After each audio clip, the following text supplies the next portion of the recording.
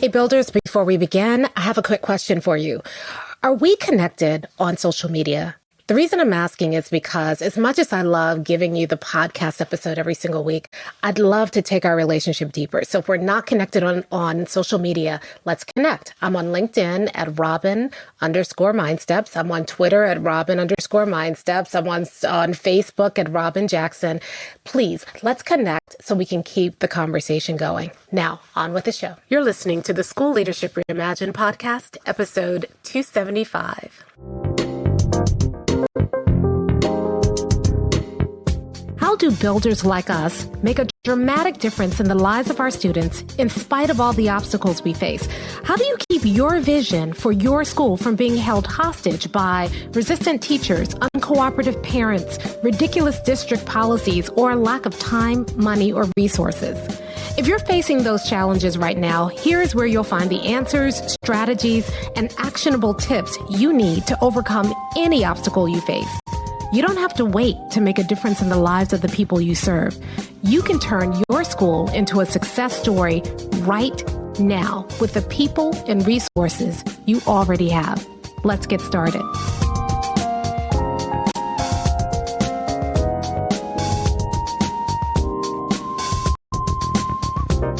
Hey builders, welcome to another episode of the School Leadership Reimagined podcast.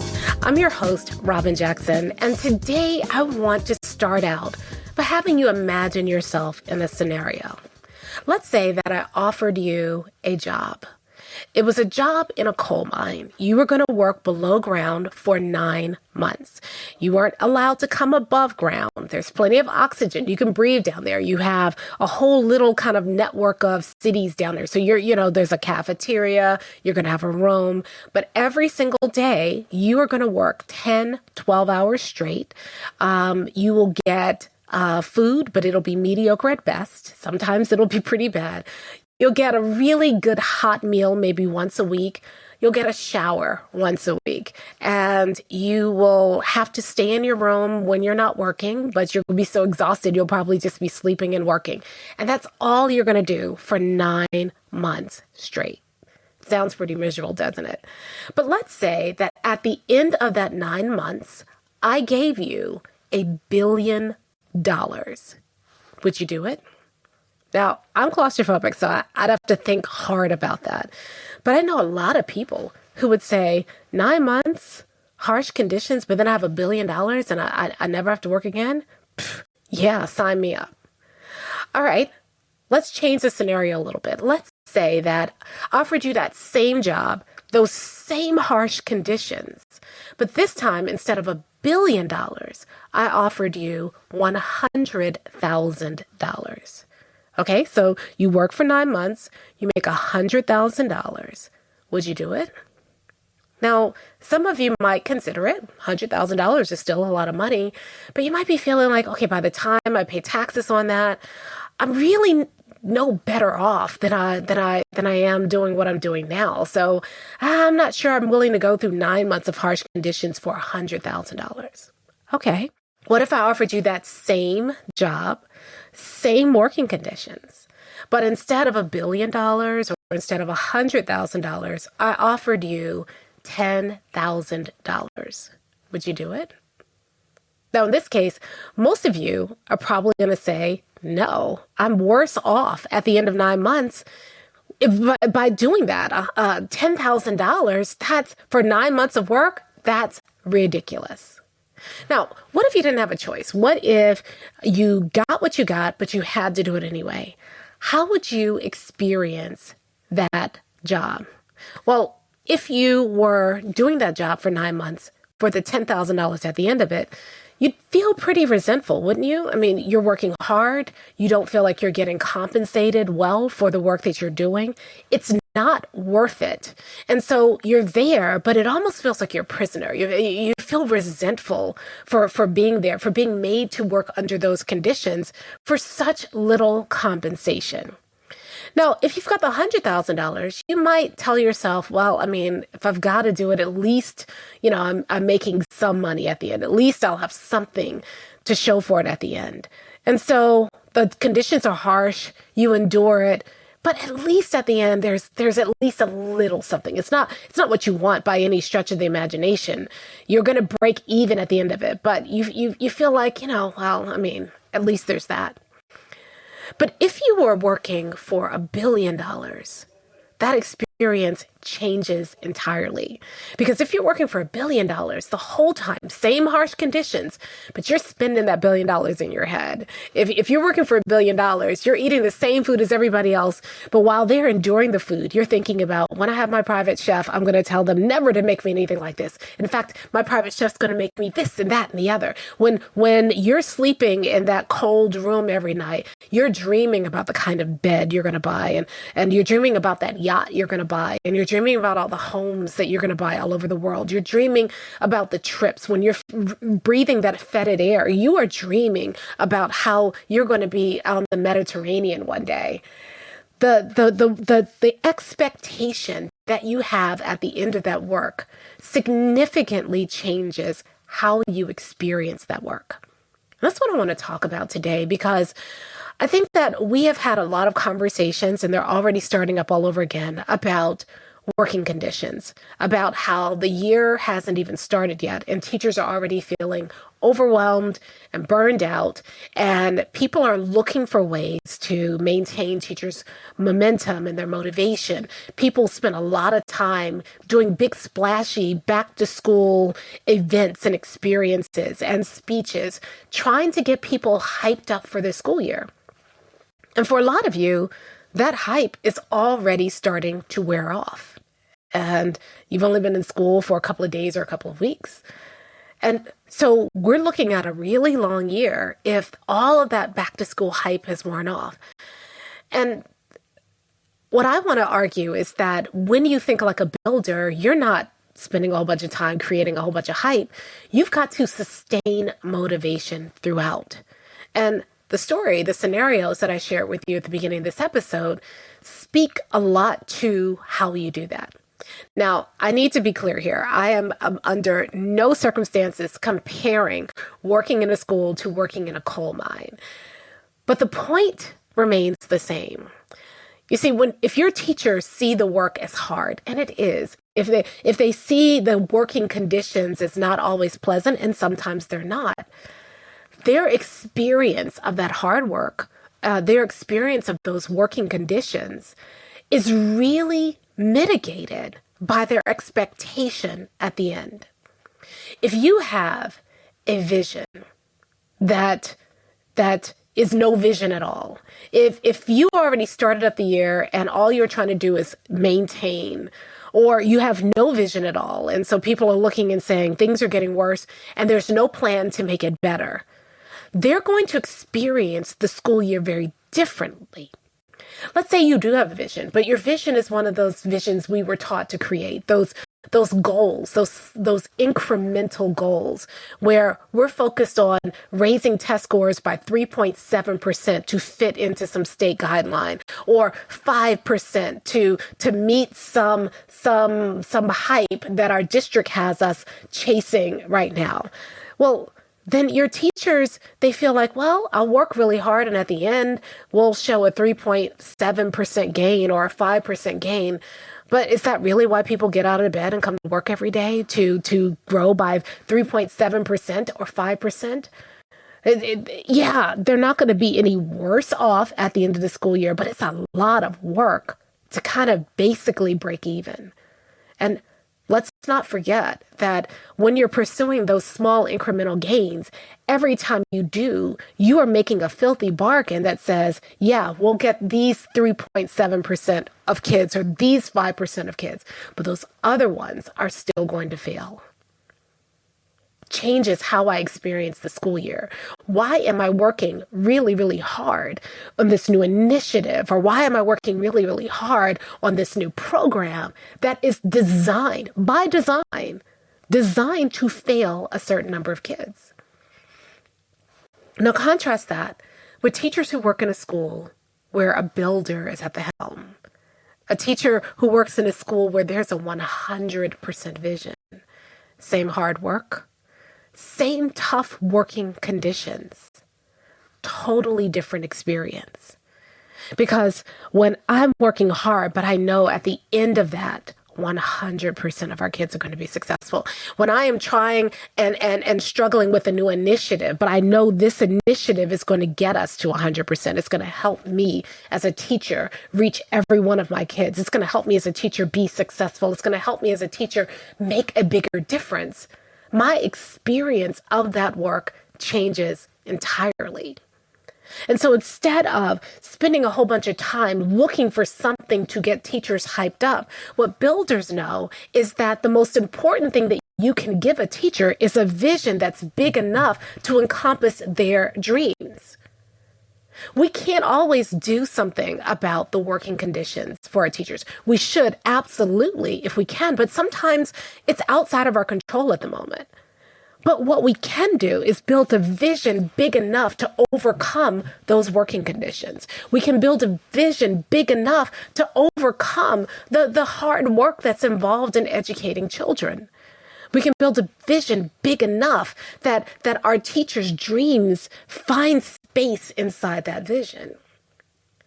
And so as the school year begins, one of the things that I want to caution you against is getting caught up and looking for Band-Aid solutions, looking for things to hype up. It's the equivalent of taking those our workers at the beginning of the scene and saying, hey, yeah, we're working in a coal mine and the conditions are harsh, and at the end, you're either going to get $1 billion or $100,000 or $10,000. But hey, we're going to have fiesta night in the cafeteria.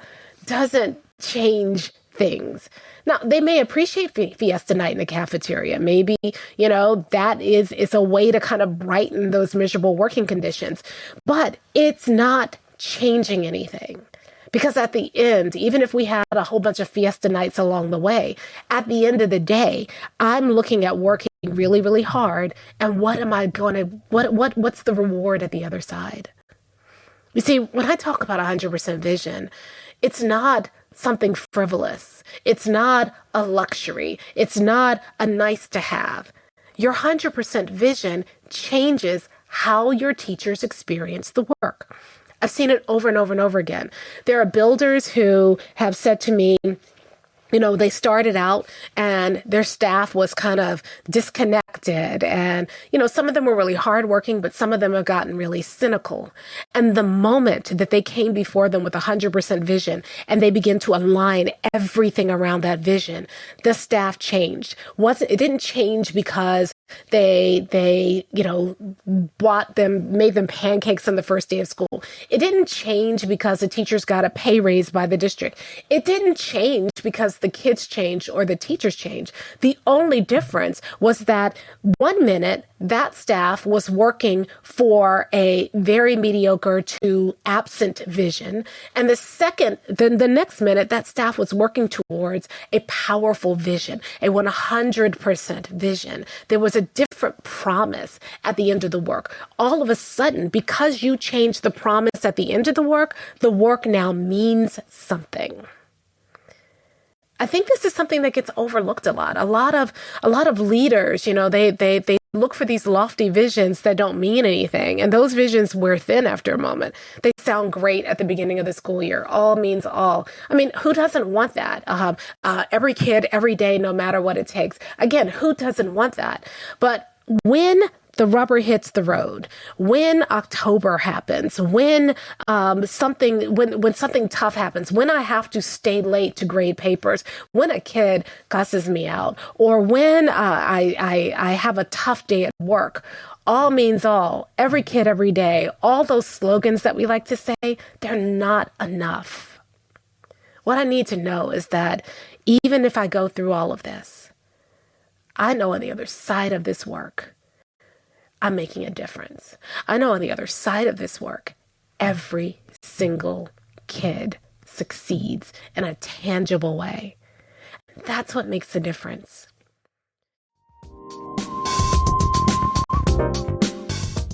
Hey, it's Robyn here. Real quick, I just want to interrupt this episode for just a second, because if you are enjoying what you're hearing, then would you mind sharing this episode with somebody else? So all you need to do is just go to your phone, if you're listening to it on your phone or your podcast player, and then click the three dots next to this episode, and it'll give you the option to share the episode. Now, if you do that, three things are going to happen. First, the person that you shared with is going to think you're a hero, especially if they're struggling with what we're talking about right now.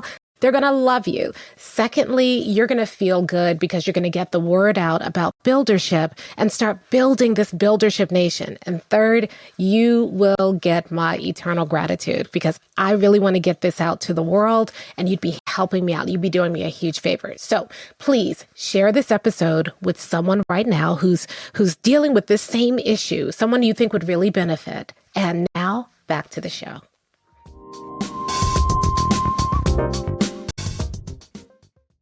So, yes, buy the pancakes. Yes, give teachers a pick-me-up at the end of the week.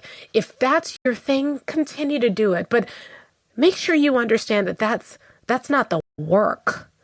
Those are the nice-to-haves. Those are the extras. They're marvelous. Who doesn't love a Starbucks gift card, right? But at the end of the day, the real difference is the vision that you cast for your school.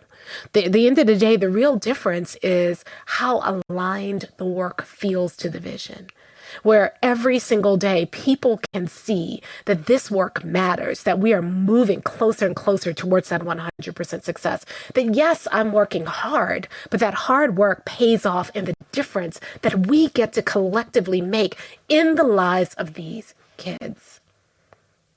You see, the other day I heard this quote, and I said it already during this episode, but I can't get it out of my mind. Your expectations of the future change how you experience the present. And we are so busy trying to distract people from the present that we have ignored the fact that the only thing that will, which is our expectations of the future. At the end of the day, I don't care, let's go back to our coal mine example. I don't care if you go in and you, like I said, do, fajita night in the cafeteria, and you let people above ground once a week, and you give them an extra blanket in their little rooms in the coal mine. At the end of the day, the work's still hard. At the end of the day, the conditions are still tough. The only difference that really, really matters is what happens at the end of that work. Now, I may be stretching this metaphor too far, so I should stop now. But what you need to be thinking about as a builder, yes, go ahead, do what you can to change the conditions right now. But understand that that is not the work.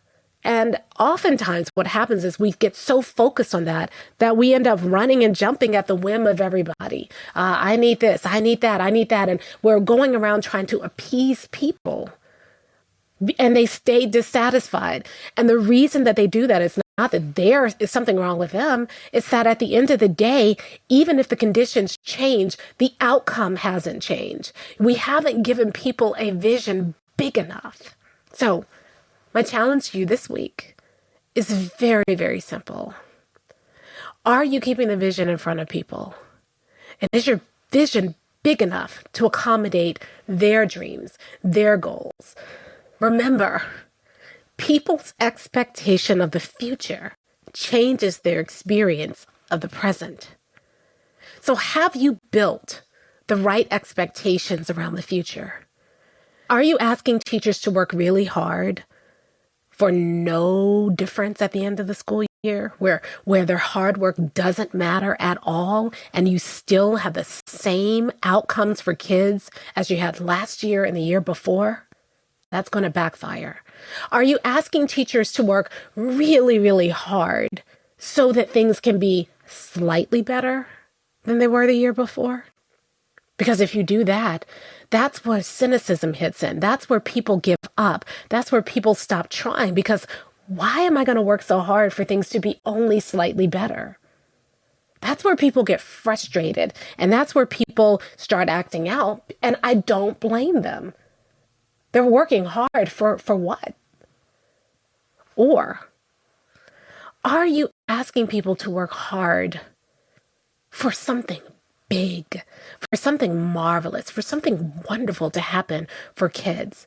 Are you asking people to work hard and making sure that they're working the right kind of hard? Not just working harder and harder at things that aren't working, but working hard at things that actually are changing outcomes for kids.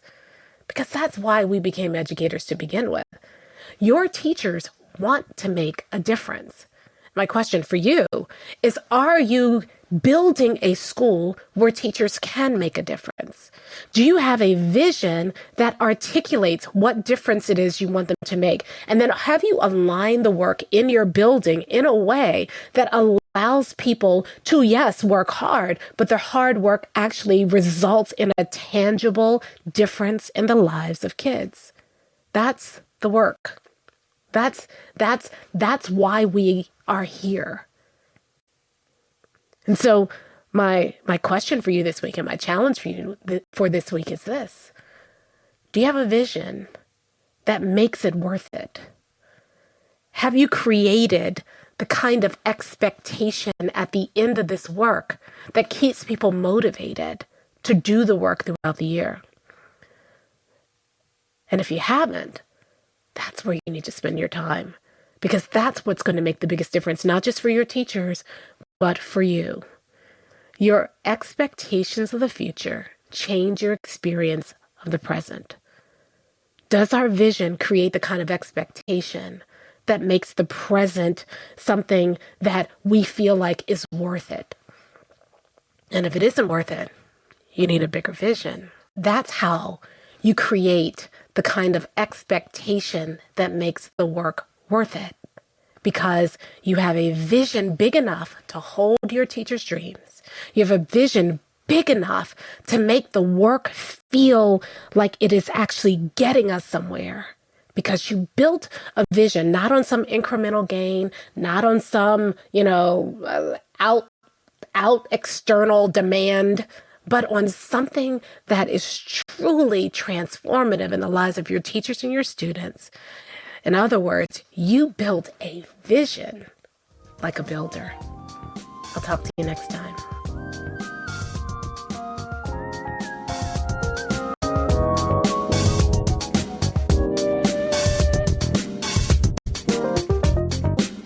Hey, if you're ready to get started being a builder right away, then I want to invite you to join us at Buildership University. It's our exclusive online community for builders just like you, where you'll be able to get the exact training that you need to turn your school into a success story right now with the people and resources you already have.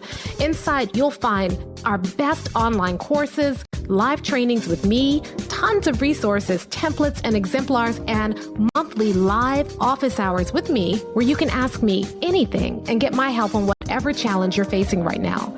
If you're tired of hitting obstacle after obstacle and you're sick of tiny little incremental gains each year, if you're ready to make a dramatic difference in your school right now, then you need to join Buildership University. Just go to buildershipuniversity.com and get started writing your school success story today.